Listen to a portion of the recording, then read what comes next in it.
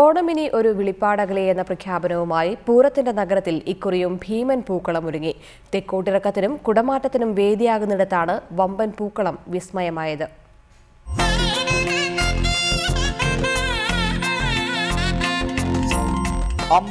അടി വ്യാസം, വേണ്ടിവന്നത് 2000 കിലോഗ്രാം പൂകൾ. തൃശൂർ തെക്കേകോവിൽ നടയിൽ 30ഓളം പേരുടെ കരവിരുതിൽ ഇതാ ഒരു ഭീമൻ പൂക്കളം പിറക്കുന്നു.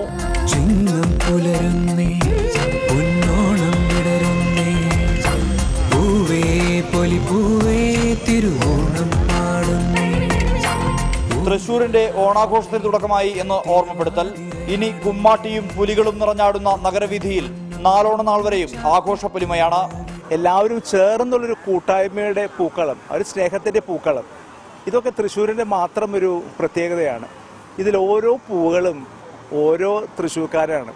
അപ്പോൾ അവരുടെ കൂട്ടായ്മയുടെ ഫലമായിട്ടാണ് ഇത്. പൊതു പിരിവൊന്നും എടുക്കാതെ എല്ലാവരും കൂടി ചേർന്ന് സന്തോഷത്തോടെ ഓണത്തെ വരവേൽക്കുന്ന ഒരു അവസരമാണ്. തൃശൂർ സായാഹ്ന കൂട്ടായ്മയാണ് ഇക്കുറിയും പൂക്കളം ഒരുക്കിയത്. ക്യാമറമാൻ ഷഹീർ ഗുരുവായൂരിനൊപ്പം സുർജിത് അയ്യപ്പത്ത, റിപ്പോർട്ടർ, തൃശൂർ.